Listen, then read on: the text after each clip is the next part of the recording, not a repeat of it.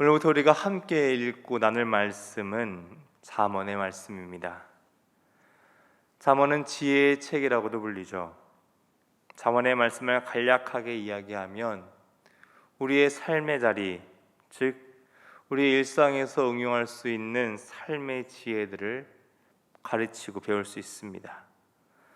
우리 삶에 필요한 실제적이고 구독적인 가르침을 이 잠언이 제시하고 있죠. 그렇다면 세상의 경험과 다를 바 없다고 생각할 수도 있습니다. 그러나 잠언의 말씀이 더 중요하게 생각하는 것은 여호와를 경외하는 법입니다. 하나님을 경외하는 삶이 이 잠언의 토대가 되는 메시지입니다. 그 토대 위에 우리의 일상에서 적용되는 삶의 지혜를 가르침으로 이 모든 지혜의 시작이 하나님이며 하나님을 경외하는 삶을 사는 것이 우리의 삶에 있어서 가장 지혜로운 삶이다. 우리 삶에 있어서 가장 실제적이고 필요한 지혜다라는 것을 이 잠언의 말씀들이 우리에게 알려주고 있습니다. 이 지혜의 말씀이 가득한 잠언의 서론 부분에 해당하는 말씀이 오늘 우리가 함께 읽은 말씀입니다. 잠언 전체의 내용이 어떤 내용이며 어떤 목적을 가지고 전해지고 있는가를 간략하지만 아주 날카롭게 전하고 있습니다. 오늘 말씀의 시작은 이렇게 시작을 합니다. 1절의 말씀입니다. 다윗의 아들 이스라엘 왕 솔로몬의 잠언이라. 지혜의 왕으로 잘 알려고 있는 솔로몬 왕의 잠언이라고 하고 있습니다. 잠언을 보면 다른 지혜자들의 가르침과 또한 이야기들이 기록되어 있습니다.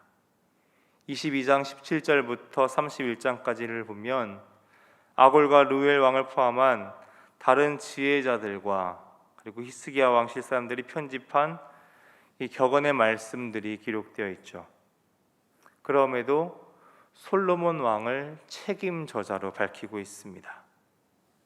이는 열왕기상 4장 29절부터 34절에 기록된 것처럼 하나님의 지혜를 받아 세상 가운데 하나님의 선한 영향력을 미치고 전했던, 그렇게 하나님의 지혜를 전했던 솔로몬 왕, 그 왕의 이야기들이 대표적으로 나오고 있기 때문입니다. 말씀은 저자에 대해 이야기를 한 후 이 잠언을 쓴 목적에 대해서 밝히고 있습니다. 본문 2절의 말씀을 함께 보겠습니다. 이는 지혜와 훈계를 알게 하며 명철의 말씀을 깨닫게 하며. 잠언의 말씀들을 모은 목적을 암과 깨달음이라고 이야기하고 있습니다. 기록된 하나님의 말씀을 통해 우리는 하나님의 지혜를 알게 됩니다. 하나님께서 주신 지혜를 통해 우리는 우리의 삶의 현장에서 이 하나님의 지혜를 적용하고 실천할 수 있는 삶의 모습들을 배우게 됩니다. 또한 하나님의 훈계를 알게 한다고 기록되어 있습니다. 훈계에 사용된 히브리어는 무사르로 타일러 잘못이 없게 하도록 하는 주의, 조언입니다. 달리 표현하자면 우리의 몸과 생각을 훈련한다는 뜻을 가지고 있습니다. 다시 말해 하나님의 말씀대로 살아갈 수 있도록 우리의 생각과 몸을 조정하여 좌우로 치우치지 않도록 하는 그 훈련을 이 잠언의 말씀을 통해 알 수 있게 된다는 것입니다. 또한 이 알은 단순한 지식으로 끝나지 않습니다. 명철의 말씀이라고 기록된 임나 비나는 경험적인 알을 뜻합니다. 삶으로 경험한 지혜들이 있죠. 그것들은 단순히 우리가 책으로 접한 지식보다 우리의 삶에 더 강한 것으로 영향력을 미치게 됩니다. 하나님의 말씀이 우리의 삶에 실제적으로 임한다는 것이죠. 그리고 그 말씀 우리의 삶에 실제적으로 경험으로써 참된 지혜를 경험할 수 있는 살아있는 말씀이라는 것입니다. 그 말씀을 알고 깨닫게 한다. 그것이 잠언을 쓴 목적이라고 전하고 있는 것이죠. 잠언의 말씀은 단순한 텍스트로서의 지식이 아니라는 것입니다. 우리의 삶에 실제하는 유익이 있으며 이 계속되는 잠언의 말씀을 통해 우리는 우리의 삶이 이렇게 변화될 것이다 라는 것을 전하고 있는 것이죠. 그 변화된 삶의 모습들을 3절과 5절의 말씀을 통해서 이야기하고 있습니다. 우리는 이 지혜의 말씀을 통해 어떻게 변하게 되는가? 먼저 3절의 말씀을 함께 보겠습니다. 지혜롭게, 공의롭게, 정의롭게, 정직하게 행할 일에 대하여 훈계를 받게 하며. 3절의 말씀을 먼저 이 잠언의 말씀이 개인의 영역을 넘어선 공적인 영역의 변화를 이야기하고 있습니다. 앞서서 훈계에 관해서 훈련이라고 말씀드렸습니다. 잠언에 기록된 지혜의 말씀은 우리를 훈련시킵니다. 공의롭게, 정의롭게, 그리고 정직하게 행할 일에 대해서 훈련하게 됩니다. 이 내용들은 사회적인 공동체의 덕목들입니다. 하나님의 지혜를 통해 훈련받은 하나님의 사람들은 하나님의 말씀대로 행하며 하나님의 말씀대로 살게 될 것입니다. 그럴 때 세상은 하나님의 공의, 정의로 가득 차게 될 것이다 라는 것을 기록하고 있는 것이죠. 거짓을 미워하시는 하나님 앞에 하나님의 말씀대로 살아가는 공동체는 고든 모습을 보일 수밖에 없습니다. 그러니 공정하게 행동할 수밖에 없죠. 하나님의 정의와 공의를 물같이 이 땅에 가득 흘러가게 넘치는 것이 하나님의 사람들, 이 공동체의 모습이라는 것입니다. 이런 지혜의 공동체에 속한 각 사람들은 또한 그 개인의 변화 또한 맞이하게 됩니다. 본문 4절의 말씀을 보겠습니다. 어리석은 자를 슬기롭게 하며 젊은 자에게 지식과 근신함을 주기 위한 것이니. 어리석은 자와 젊은 자는 평행관계에 있습니다. 둘 모두 어수룩하고 삶의 경험이 부족한 사람들이죠. 지혜가 가장 필요한 사람이라고 여길 수 있습니다. 슬기롭게 사용된 히브리어는 오르마인데요, 노련하다라는 뜻을 가지고 있습니다. 또한 창세기 3장 1절에 뱀을 묘사할 때 사용된 단어입니다. 예수님께서도 제자들을 세상 속에 보내며 뱀같이 지혜로우라고 이야기합니다. 세상 속에 살아갈 때 어리석고 삶의 경험이 없다면 어떻게 되겠습니까? 예수님의 걱정과 같이 우리를 노리는 이리와 같은 그 세상의 악에 삼켜지게 되고 말 것입니다. 잠언의 말씀은 그런 세상의 악에 삼켜지는 어리석은 자의 모습들이 계속해서 그려지고 있죠. 그것을 벗어나는 삶, 슬기롭게 하며 지식과 근신을 갖는 삶을 이 잠언의 말씀이 우리에게 전해주고 있다는 것입니다. 지혜의 말씀을 통해 우리는 하나님의 지혜로 노련하게 됩니다. 근신에 사용된 히브리어는 메짐마입니다. 이는 신중함을 뜻하는 단어입니다. 젊은 혈기로 세상의 유혹에 쉽게 넘어가는 것이 아니라 하나님의 말씀을 알므로 신중하게 그리고 진중하게 대처하게 됩니다. 흔들리지 않는다는 것이죠.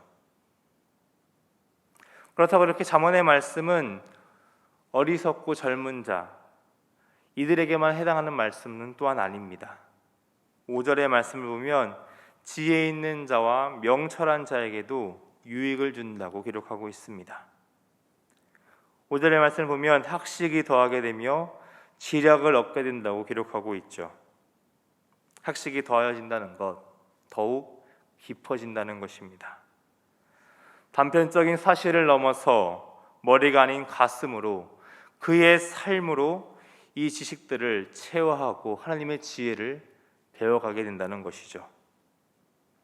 그리고 이 지략의 말씀을 통해 이 어지러운 세상 속에서 흔들리고 여러 방향으로 나아가는 것이 아니라 하나님의 길, 그 온전한 길, 올바른 방향으로 나아갈 수 있는 나침반을 알게 된다는 것입니다.